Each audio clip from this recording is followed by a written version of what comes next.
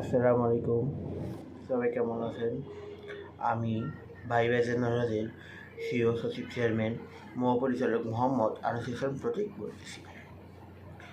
শৈত্যপ্রবাহ কিন্তু শুরু হয়ে গেছে গ্রাম অঞ্চল এবং ঢাকা শহরে। এই শৈত্যপ্রবাহের মধ্যে অনেক ঠান্ডা, অনেক শীত। এই শীতে আমাদের কিন্তু খিচুড়ি খেতে মন চায়। খিচুড়ি খেতে কী লাগে?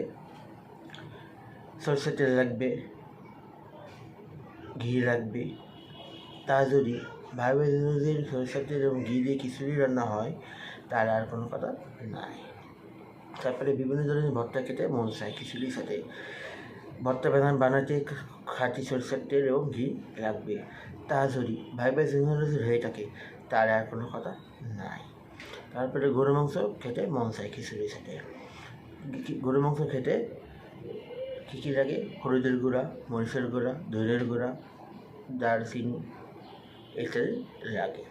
তা যদি ভাইবা জেনারেলের মরিচের গুঁড়া, হলুদের গুঁড়া, ধনের গুঁড়া, জিরার গুঁড়া, দারুচিনি গুঁড়া যদি হয়ে থাকে, তার আর কোনো কথা নাই।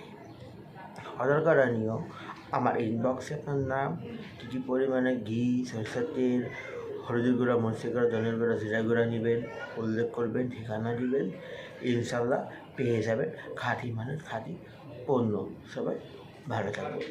আসসালামু আলাইকুম।